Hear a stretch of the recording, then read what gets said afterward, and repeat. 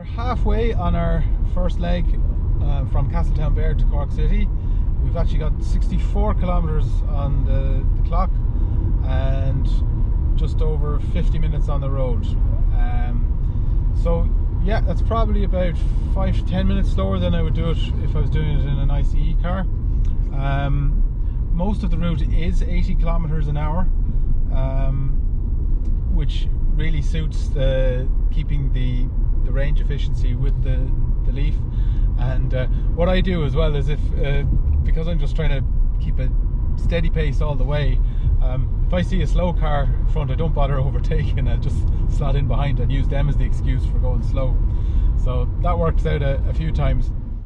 I have 63% left in the battery, and as you know, I'm aiming to have 20% just for how we look after our battery, and that seems to be bearing fruit in terms of the fact that this car isn't showing much signs of degradation in 4 years of use.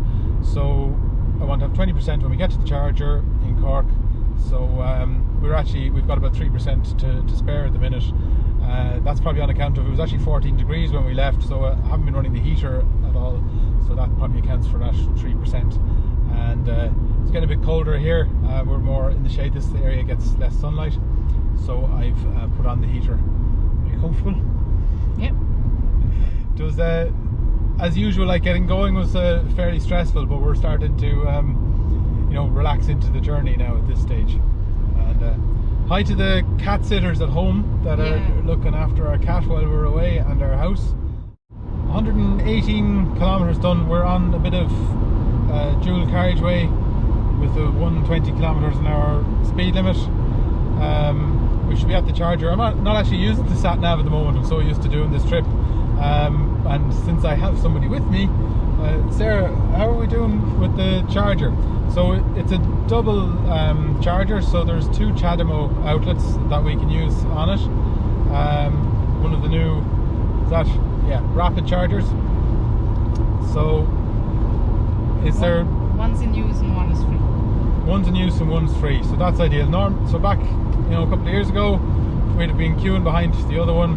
Hopefully when we get there now, the other one will still be free, and even if not, the one that's occupied now will probably be close to being finished. So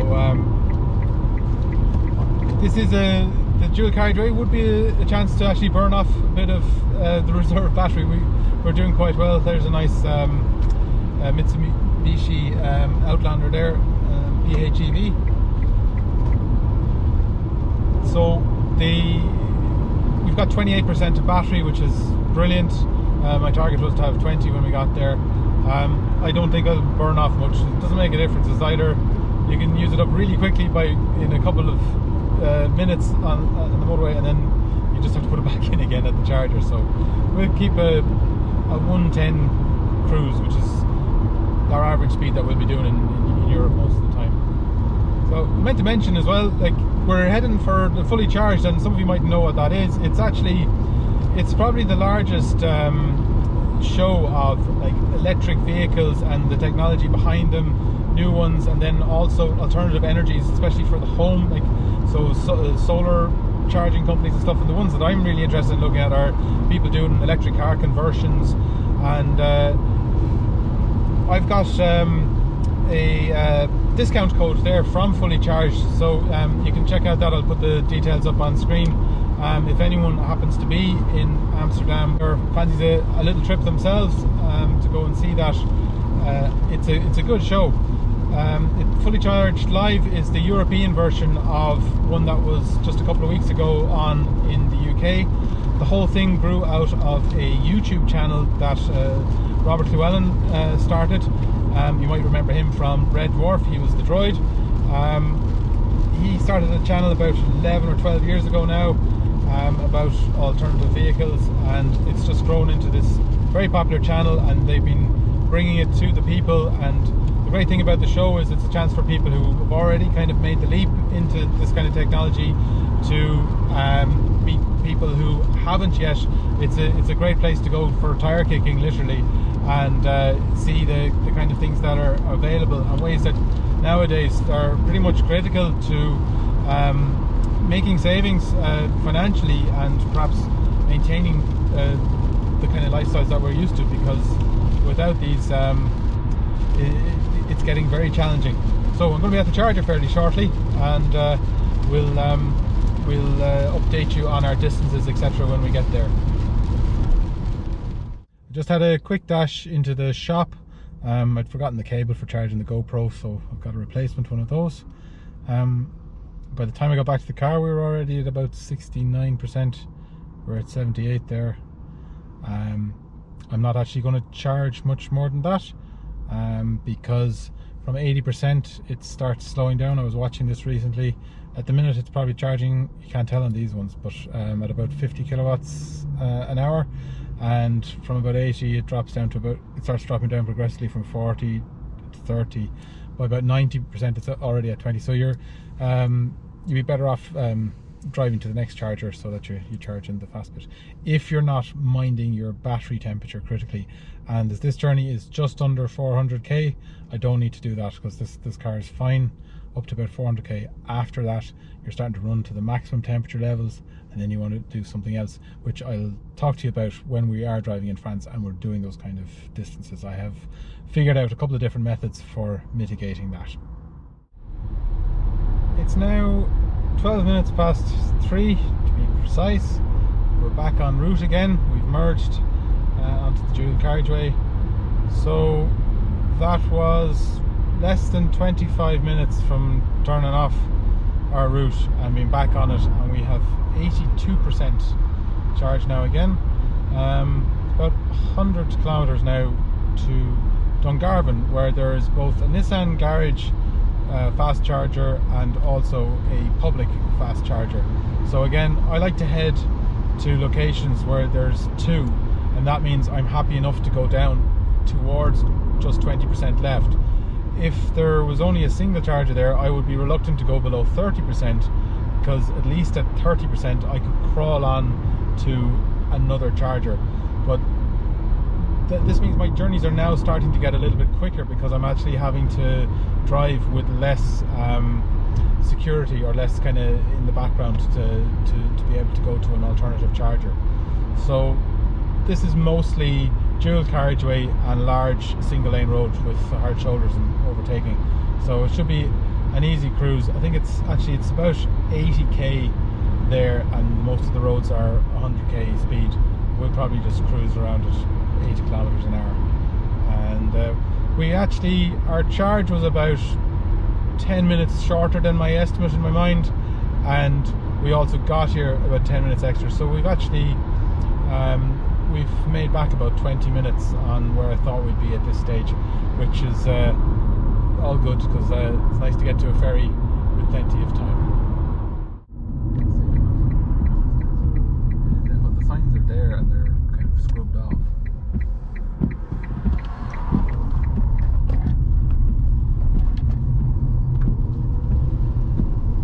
Just arriving down towards Dungarvan. At 200 kilometers now since we left home. We've 29% of the battery, which is just about right. Don't quite want to empty it out before this one. It wasn't a huge stint. I'm keeping a little bit of an eye on the temperature, and I'll update you further at the charger. There's a good reason I pulled off the road just here.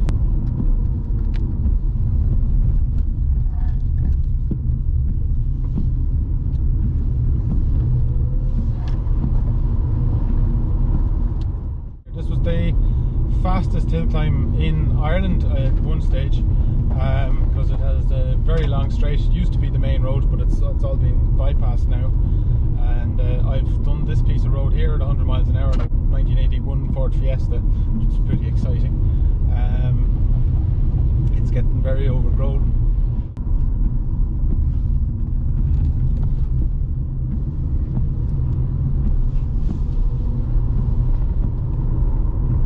Dungarvan Hill is something I'd really love to see back on the Irish Hill Climbing Sprint Championship calendar. And it's time to do our second charge of the day.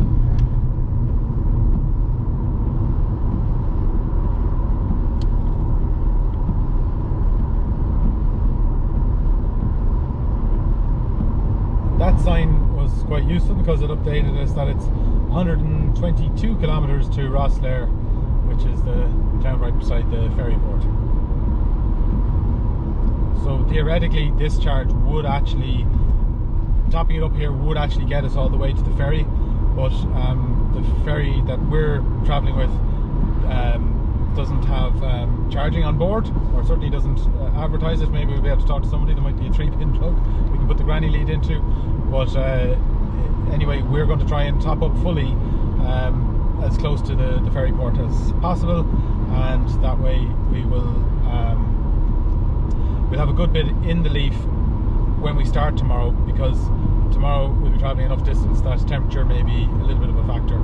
So we'd like to get the power into the car and let it get cooled. The temperature builds up during charging more than anything. Only if you drive really at like 130 kilometers an hour would you see temperature coming on from driving. But on the rapid charges, you generally, when you're going from 20 to 80%, you'll generally get 2 bars of temperature, and you've only got 10 to play with, and it usually sits at about 4 bars and gains 1 when you start driving. So you haven't got a huge amount to play with there.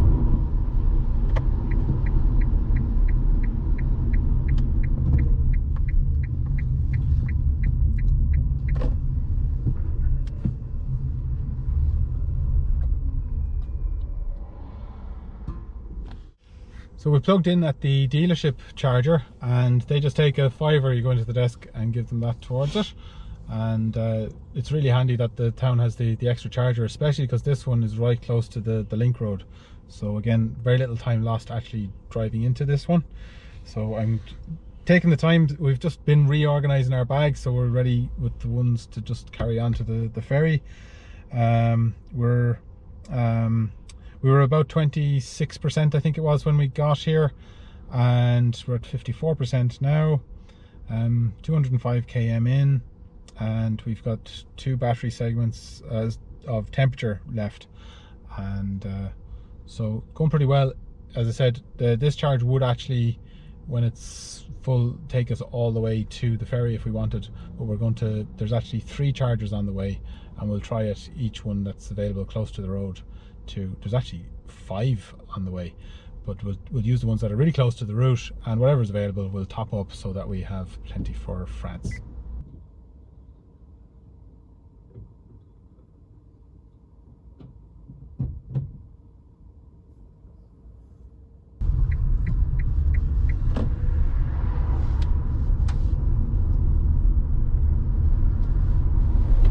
So we're straight back onto the route from there. It's now 4:43. So yeah, that was about, we took a good long charge there. We've taken up to 91%, and that would actually get us all the way to the ferry. So as I was saying, we'll just we'll take a top up whatever's available, and to have the most for when we get off the ferry.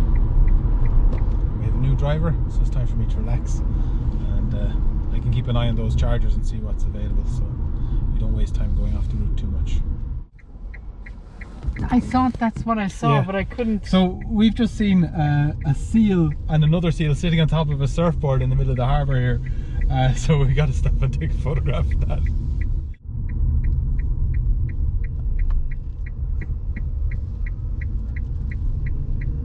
When we were in the last stages of our packing, and our deadline for leaving was whistling past, I did not think that we'd be so relaxed on this trip to be able to pull over and take photographs. So this is going better than expected. It's great. So we just had a moment there, because we were wondering, I started thinking about the charging in France, and we're going to use the Charge Map app. No idea whether that's the best one or not, but we signed up to it a while ago, and we got our pack, and Sarah very sensibly stuck it into the glove box, so it was all here. And we have a card that we have to register, and I think basically then it takes payments from your credit card. We'll let you know how that all works when we get a bit more familiar with it. Meanwhile, I'm going to go onto their website and activate my card. Just to make things a little bit more exciting. I was just checking my emails there, and there's one from Stena Line that came in at 1:25, which is 25 minutes after we left home, and that's just to tell us that the check-ins are an hour earlier than or the latest check-in is an hour earlier than they said on our ticket, and they also positively informed us that the ferry is on time though. So actually the charging network wasn't what held us up today, it's the roadworks. Now we're sitting at a roadworks here, probably 10 minutes, but we still have enough time. We left a little bit for contingency, so we should still get in our little boost charge and be boarding at 7:30. I think EVs can sign up for cheaper tolls, but because we don't do them often enough, it's not worth our while. So we're paying €2 here, and that'll be our only toll in Ireland. And for that we get the privilege of going over this lovely bridge, which bypasses Waterford. There is a fast charger in Waterford, but it's too far in off the route and we'd lose a lot of time if we were to use that one. So we'll drive on to New Ross. Okay, so I hadn't realised that the new Ross bypass was fully open. I didn't quite realise what way it worked. So if we'd stayed on that, we would have saved a little bit of time on the journey towards the ferry port. But about 4 minutes is all. And instead we're gone down into New Ross and we're going to take our charge here. Sarah's taking a picture of the nice mural behind the fast charger there. So we're now in New Ross. I'll check on the phone. We have 51k to the ferry. So this is part of our topping up for France. There are 2 more closer to the ferry to charge points, but it's like you take what's available and get it in, because you don't know what complications you're going to have later. This guarantees that we'll have enough to get off the ferry and up to the charger at the other side. Also interesting enough, like we've done 276k. We were at about 50% charge when we got here. We've used about €6. About €12 is all we've spent so far for the 275, and yeah, we still had a 50% charge. So it's hard to give you exact totals because we're not running empty and things like that. So when we got here, we actually had just 1 bar to spare before the battery goes into the red, but it actually cooled down while we just waited for someone to unplug.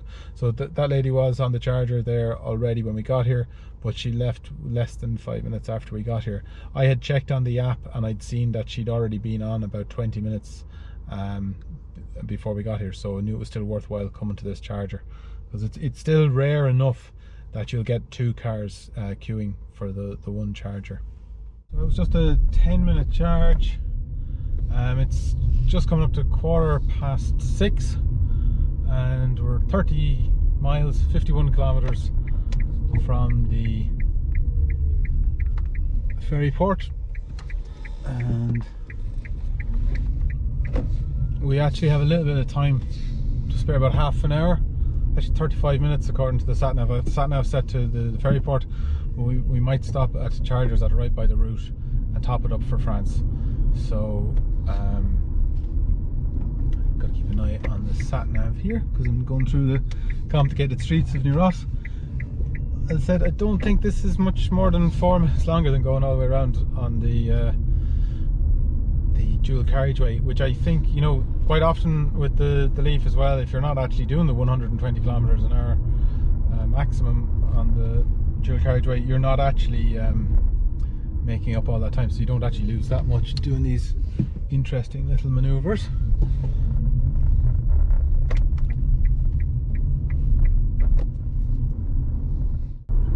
And I was here last week for a hill climb event. It's not just a bit further up the road, so I got a late night charge there before going to the paddock and camping.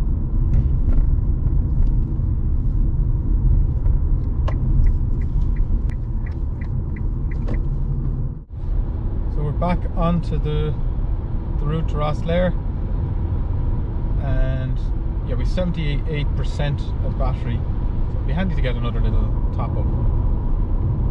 It's 7:15 now. We have 57% in the battery, and we've done 314 kilometers. We've one segment of battery temperature left, so we're just topping up here now for the ferry. Bear in mind that the last this charge and the one at New Ross wouldn't really have been necessary if there had been a charger on the ferry. Maybe I would have done one of them just to make it that tiny bit easier, and in case the charger on the ferry was broken if there was supposed to be one.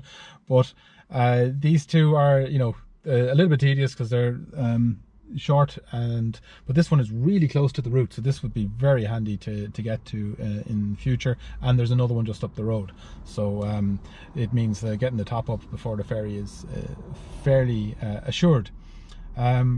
So we've done very well today. I'm surprised we didn't have any long waits or queues. There was about just 5 minutes for that one in New Ross. Sarah's just gone for the bathroom. I expect this charge won't take well, I'm judging actually with the app. I've got 14 kilometers to go. Need to be there at 7:30. At the minute, the estimate would be that we get there at 7, so I'll just charge here for about 10-15 minutes, and then we'll go to the ferry. So I'd like to have 15 minutes to spare for the last check-in, as they put it, but as my ticket put it, I should actually have an hour and 15 minutes when we get there. 7:01 and 91%, just dropped to 90 as I said. But that was how long it took me to disconnect the car, and it got another percentage in it, so that's really great. 315k. We'll be at the ferry port at 7:15, and the temperature, as you can see, is just is at the maximum now. So what that means, and that's what I was saying at the beginning, is that going beyond 400k becomes a challenge if you're driving at this rate of speed and charging on the rapid chargers. So I'll tell you how to mitigate that in the next video. I said, because we're at 315 now, so if you add 120 to that, we'd actually get to about 435 without going up another temperature. But you'd need to, if you wanted to charge again, that's where you would have difficulty, so you need to do something to keep it below that. We'll be at the ferry soon. We're arriving into the ferry port, 82%, 329 kilometers done. It's 12 minutes past 7. Got that mixture of excitement and nerves. You got to go through all the paperworky stuff and things like that. Haven't gone through Rosslare for a while because of the shift of Irish ferries up to Dublin port, so it's kind of nostalgic going this way. And so that's gone well. Hello. Hi, how are things? Where are you travelling to? To Cherbourg. Lovely. What's the name? Senan O'Connor. Lovely. And I just see your passport and your COVID cert. Yeah.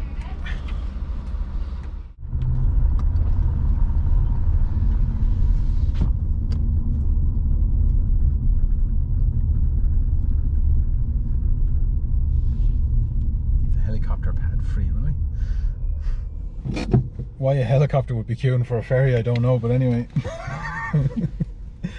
That's the emergency one, I suppose. So yeah, we're checked in and we've 7 minutes to spare. All good.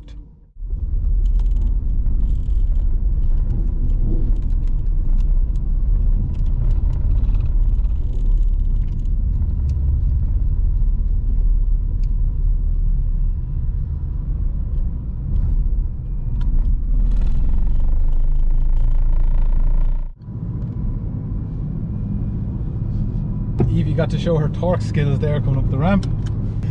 So 81%, 330 km done, 8:15 we're on the ferry, so we're going to get to France.